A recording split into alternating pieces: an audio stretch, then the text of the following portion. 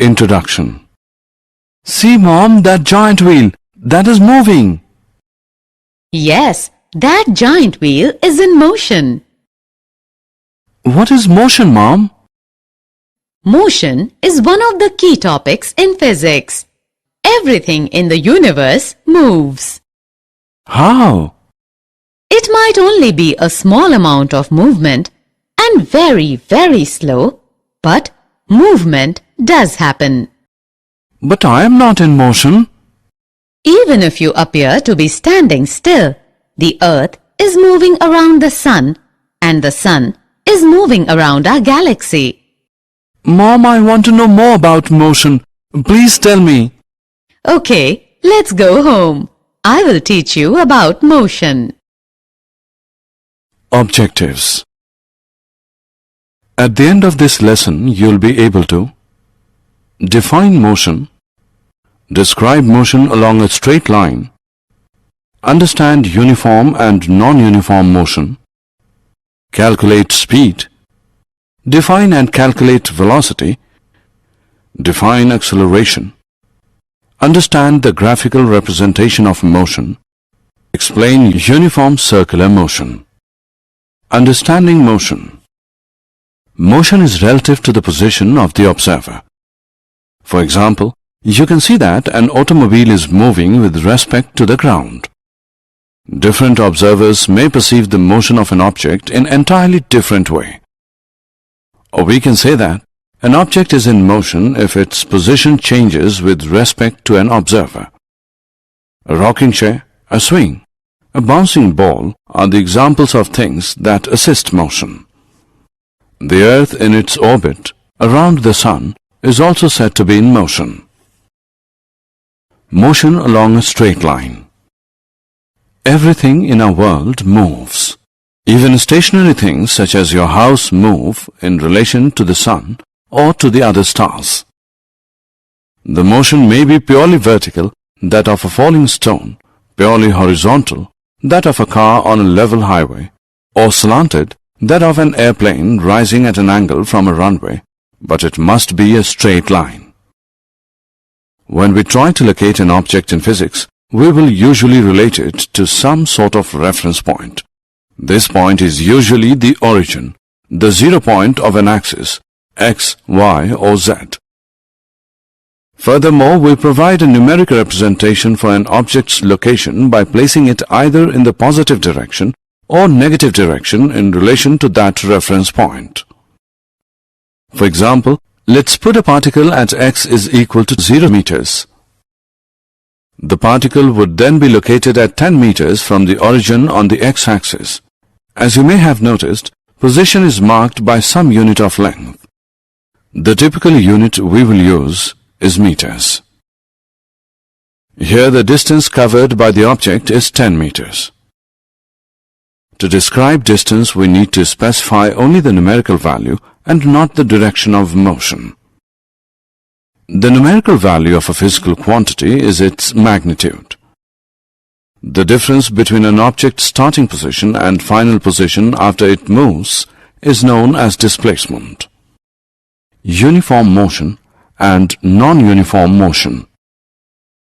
To understand uniform and non-uniform motion, let's take one example. Look at this table.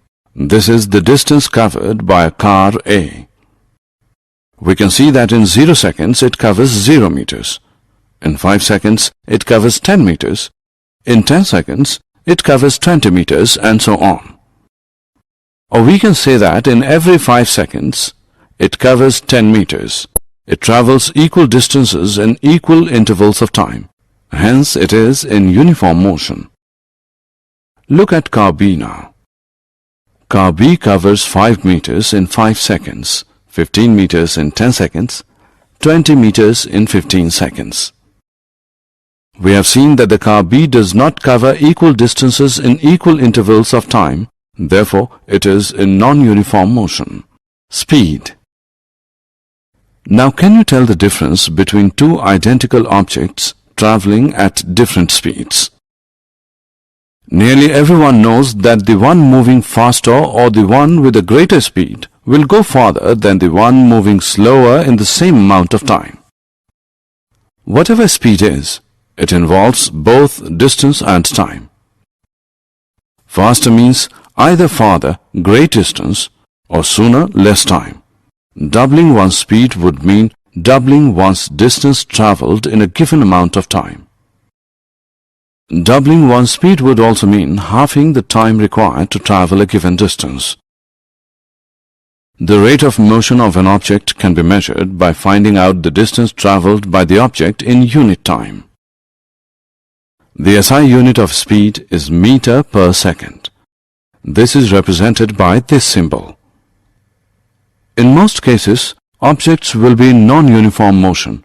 Therefore, we describe the rate of motion of such objects in terms of their average speed. The average speed of an object is obtained by dividing the total distance traveled by the total time taken. If an object travels a distance s in time t, then its speed v is equal to s upon t. Speed with direction.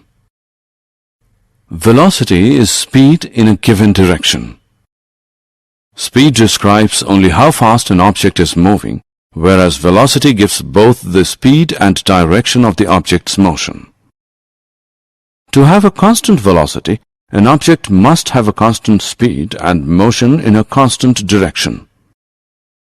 It is calculated in the same way as we calculate average speed.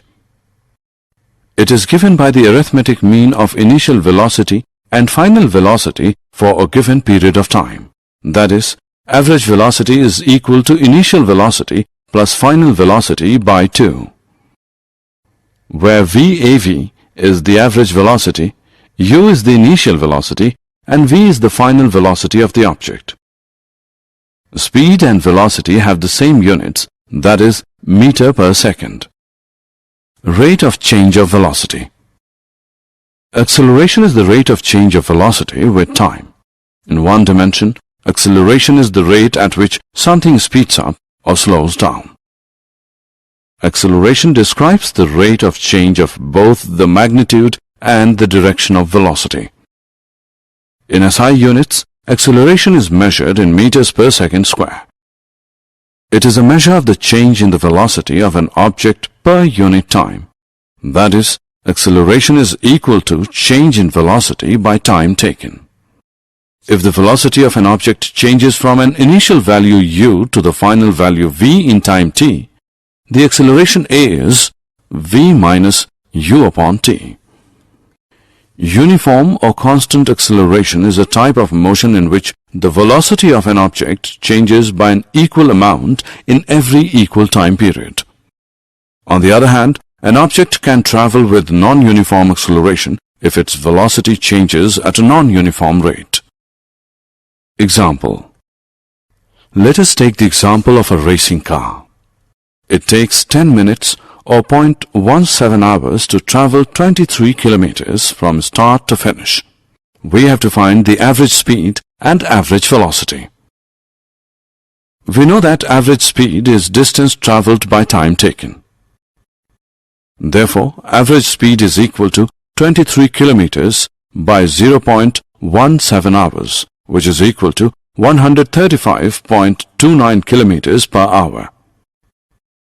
Similarly, average velocity is displacement by time taken. We can see in the picture that displacement is 4 kilometers. Therefore, average velocity is equal to 4 kilometers by 0.17 hours, which is equal to 23.53 kilometers per hour. Graphical representation of motion. A graph is a pictorial representation of the relation between two sets of data, of which one set is of dependent variables and the other set is of independent variables. In a displacement time graph, displacement is a dependent quantity taken on the y-axis and time is taken on the x-axis as it is independent. If the position of an object changes with time, it is said to be in motion. If an object has equal displacements in equal intervals of time, then the graph is a straight line inclined with the x-axis which represents uniform motion of the object. If the graph is a curve, it represents non-uniform motion. The slope of displacement time graph gives velocity of the object. We will go through this in detail after a short interactivity. Distance time graphs. Plotting distance against time can tell you a lot about motion. Let's look at the axes. Time is always plotted on the x-axis, bottom of the graph. The further to the right on the axis, the longer the time from the start. Distance is plotted on the y-axis, side of the graph. The higher the graph, the further from the start. If an object is not moving, a horizontal line is shown on a distance time graph. We can see that the time is increasing to the right, but its distance does not change. It is not moving. We say it is at rest. If an object is moving at a constant speed, it means it has the same increase in distance in a given time. In the graph we can see that time is increasing to the right and distance is increasing constantly with time. This means the object moves at a constant speed. Constant speed is shown by straight lines on a graph. Velocity time graphs. Velocity time graphs are also called speed time graphs. Speed time graphs look much like distance time graphs. Time is plotted on the x-axis. Speed or velocity is plotted on the y-axis. A straight horizontal line on a speed time graph means that speed is constant.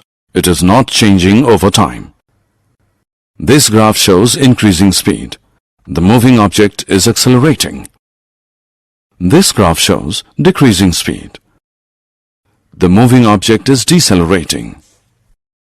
This is a velocity time graphs of an object in non-uniformly accelerated motion. Equations of motion by graphical method. The three equations of motion are: v is equal to u plus at, s is equal to ut plus 1 upon 2 at square, 2as is equal to v square minus u square. Where u is the initial velocity of the object, which moves with uniform acceleration a for time t. V is the final velocity, and s is the distance traveled by the object in time t. This equation describes the velocity-time relation. This equation represents the position-time relation. This represents the relation between the position and the velocity and can be obtained from these two equations. Let us go through them one by one. Equation for velocity-time relation. Consider an object moving with a uniform velocity u in a straight line. Let it be given a uniform acceleration a at time t is equal to 0 when its initial velocity is u. As a result of the acceleration, its velocity increases to v, final velocity in time t, and s is the distance covered by the object in time t. The figure shows the velocity-time graph of the motion of the object. Slope of the vt graph gives the acceleration of the moving object. Thus, acceleration is equal to slope, which equals ab, which equals bc upon ac, which is equal to v minus u whole upon t minus o, where a is equal to v minus u whole upon t. This equals v minus u equal to at. V equals u plus at, which is the first equation of motion. Equation for position-time relation. Let the distance traveled by an object is s in time t and acceleration a. We can see that the distance traveled by the object is obtained by the area enclosed within. Therefore, distance traveled, s, is equal to area of the trapezium ABDO, which equals area of rectangle ACDO, plus area of triangle ABC, which is equal to OD into OA plus 1 upon 2BC into AC. Now putting the values, we get T into U plus 1 upon 2 into V minus U into T On solving further, we get ut plus 1 upon 2 into v minus u into t. Now from the first equation we know that v minus u is equal to at, or we can write v is equal to u plus at. Therefore, s is equal to ut plus 1 upon 2 at square. This is the second equation of motion. Equation for position-velocity relation. The third equation will be obtained from these two equations. From the velocity-time graph, distance travelled s is equal to area of the trapezium OABD. This is 1 upon 2 into B1 plus B2 whole into h, which is equal to 1 upon 2 into OA plus BD whole into AC.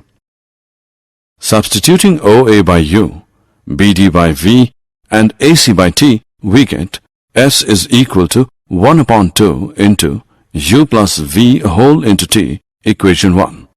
But we know that A is equal to V minus U whole upon T, or T is equal to V minus U whole upon A. Substituting the value of T in equation 1, we get V square minus U square is equal to 2AS. 2AS is equal to V plus U into V minus U. V plus U into V minus U is equal to 2AS.